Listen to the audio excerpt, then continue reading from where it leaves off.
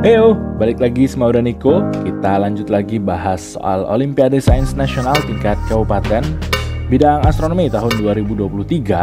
Kita lanjut ke nomor 12 tentang tengah hari tanpa bayangan. Pulau Miangas di Kabupaten Kepulauan Talaud, Sulawesi Utara, sekitar 5 derajat 33 menit lintang utara, dan Kepulauan Rotendao, Nusa Tenggara Timur, sekitar 10 derajat 43 menit lintang selatan, adalah dua wilayah paling utara dan paling selatan di Indonesia. Mana pernyataan yang benar? Oke, dari pernyataan-pernyataan ini semua bermuara ke tengah hari tanpa bayangan. Tapi sebelum kita bahas tentang apa itu, bagi kalian yang mau dapat konten eksklusif dari Uda Niko, boleh join membership channel ini ya. Yuk langsung kita bahas tengah hari tanpa bayangan itu apa. Ya kayak namanya sih, ini adalah momen di mana benda-benda itu seolah tidak memiliki bayangan. Kayak gini atau kayak gini. Ya punya bayangan sih, tapi sebetulnya dia tepat berada di bawah objek itu sendiri. Nah, kapan itu terjadi? Ilustrasinya kan kayak gini nih. Misal matahari di sebelah sini ada orang, maka bayangannya akan jadi kayak gini. Kalau mataharinya geser, berarti bayangannya juga akan ikut geser. Berarti tanpa bayangan sebetulnya terjadi saat matahari tepat berada di atas kepala kita alias di zenith. Kalau udah melewati ya bakal jadi seperti ini. Dan hari tanpa bayangan atau tengah hari tanpa bayangan itu tidak terjadi setiap hari ya. Jangan dikira nanti wah pasti pas tiap jam 12 siang nih pasti terjadi tanpa bayangan. Ternyata enggak. Nah, tidak segampang itu ternyata. Ini ada kaitannya dengan gerak semu tahunan matahari. Apa itu? Kita pelajari pakai simulasi ini ya. Oh ya, bagi yang mau dapetin simulasi ini tersedia eksklusif bagi member di level Supermassive Black Hole ya. Nanti saya share aplikasi simulasinya. Nah, ini semua bermula karena ini nih, orbitnya bumi dalam mengelilingi matahari itu tidak tegak, alias dia agak miring nih. Nah, nih posisi buminya ini agak miring, tidak tegak. Miringnya sekitar 23,5 derajat. Oke, kayak gini kurang lebih. Nah, apa sih dampak dari miringnya orbit bumi dalam mengelilingi matahari itu? Ini dia dampaknya. Jadi dalam mengelilingi matahari, saat mengelilingi matahari, ada saat di mana bagian utara dari bumi itu lebih condong ke arah matahari. Artinya dia mendapat cahaya matahari lebih banyak. Nah, saat bulan-bulan ini, saat waktu-waktu ini berarti wilayah bumi bagian utara mengalami musim panas dan sebaliknya wilayah bumi bagian selatan mengalami musim dingin. Nah, kayak gini nih. Terus ngelilingin lagi dan sebaliknya ada momen di mana kayak gini misalnya di momen ini saat di bagian sini itu bagian selatannya bumi lebih condong ke arah matahari, alias di bagian selatan ini menerima cahaya matahari lebih banyak. Berarti di bagian selatan sedang musim panas dan di bagian utara musim dingin. Itu terjadi di sekitaran Desember ya.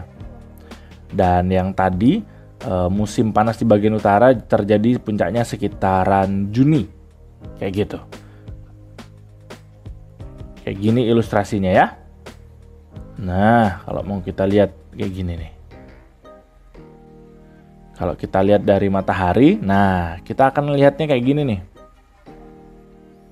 Jadi tidak selalu berada di yang sama, tapi dia akan bergerak seolah-olah ke arah selatan.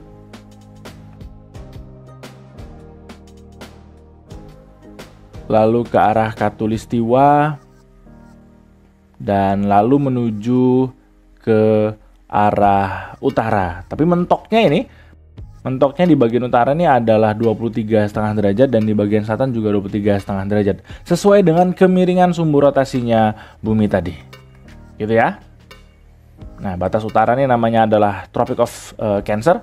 Di bagian selatan ini namanya Tropic of Capricorn. Dan yang tengah-tengah ini adalah ekuatornya. Oke.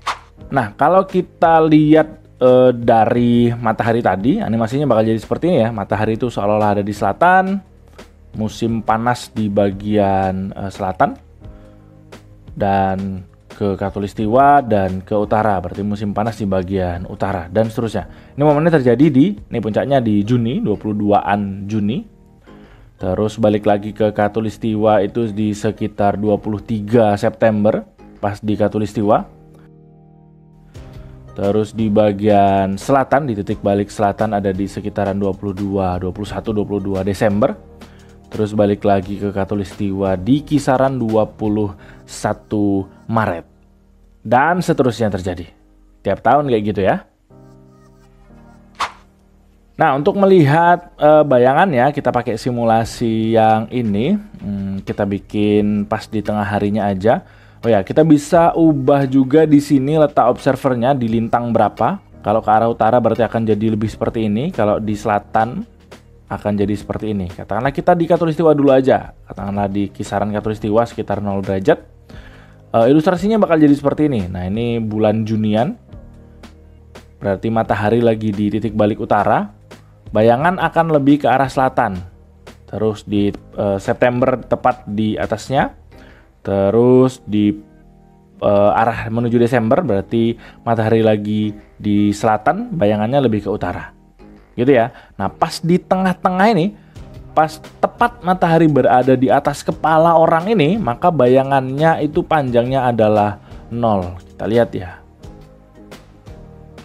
Berarti kalau misalnya di sini ya, berarti ya kurang lebih pas di Khatulistiwa. Kurang lebih segini, sekitaran September. Gitu ya. Nah, kalau observernya berada di wilayah yang lebih utara misalnya, katakanlah nih di mana nih? Katakanlah di Tokyo, 40-an derajat. Atau di Amerika yang bagian agak-agak utara dikit. Seperti apa? Bisa nggak terjadi seperti itu? Kita perhatikan ya. Nih bayangannya seperti ini. Lebih bayangan ke arah utara karena mataharinya lebih di selatannya dia. Terus tadi mataharinya di Juni. Juni itu kan di pas puncak di bagian utara ya. Kita cek. Nah, ini pas matahari berada di titik balik utara, masih ada bayangannya. Nah, artinya tidak semua wilayah itu bisa mengalami tengah hari tanpa bayangan. Batasnya adalah tadi titik balik utara dan titik balik selatan, yaitu 23,5 derajat lintang utara dan 23,5 derajat lintang selatan. Selatan juga begitu, sama. Tapi tinggal kebalik aja arahnya. Oke? So, sebagai kesimpulan berarti tengah hari bayangan itu bisa terjadi 2 kali setahun untuk daerah yang terletak di antara titik balik utara dan titik balik selatan. Kalau dia tepat di titik balik utara dan selatan, berarti dia hanya sekali. Nah, ketika solstice-nya ya.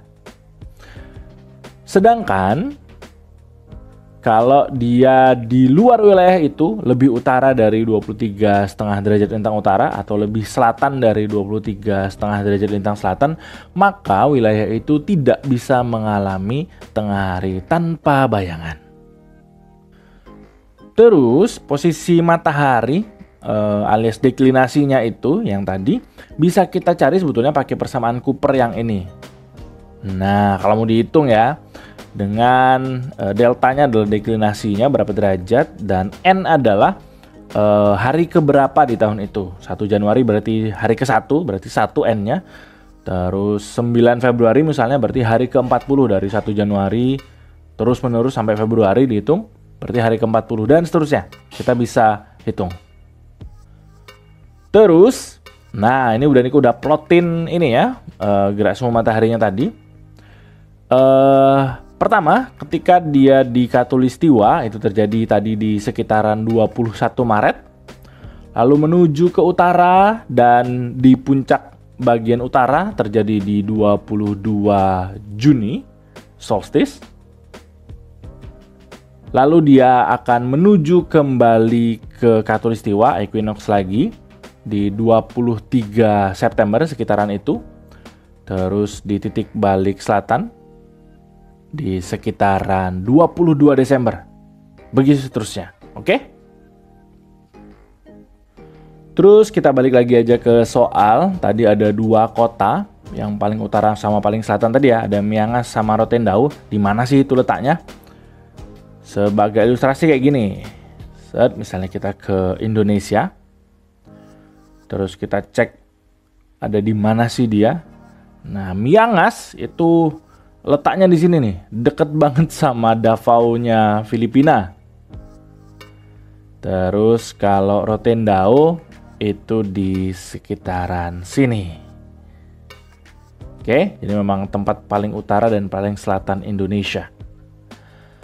Terus kalau kita mau analisis lebih lanjut, nah tadi ini lintangnya. Kita cek di mana sih, kapan sih dia ketemu sama mataharinya sehingga bisa tepat terjadi tengah hari tanpa bayangan. Kalau Miangas tadi, datanya adalah di 5 derajat 33 menit, berarti kisaran segini. Berarti dia akan ketemu sama lintasan matahari ini. Matahari tepat berada di atas Miangas itu di sekitaran 4 April.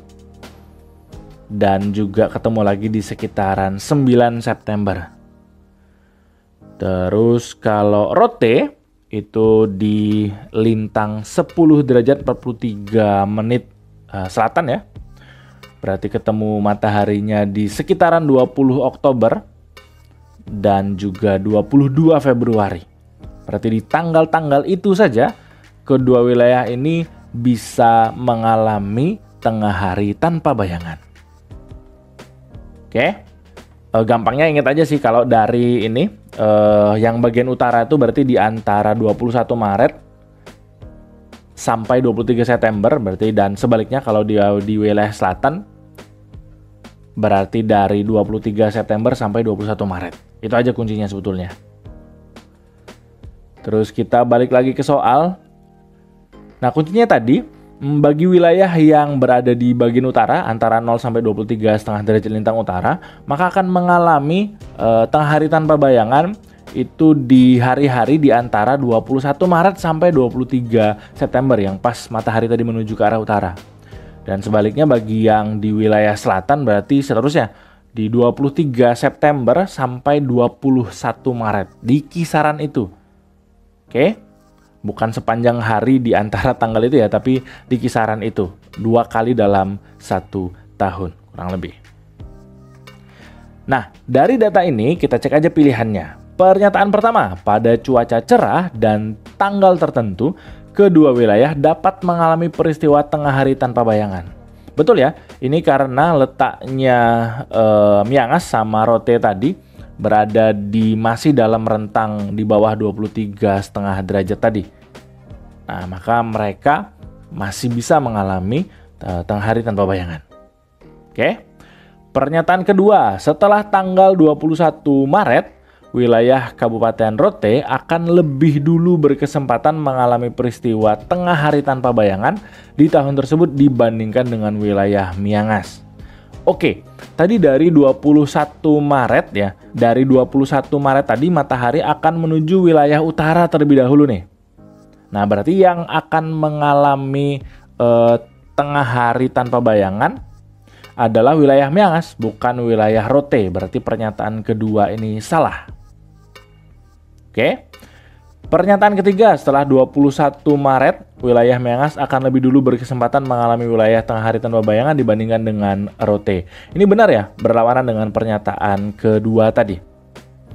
Kita cek aja, setelah tanggal 23 September, wilayah Rote tidak lagi berkesempatan mengalami peristiwa tengah hari tanpa bayangan di tahun tersebut. Oke, tadi 23 September berarti matahari akan menuju ke wilayah selatan.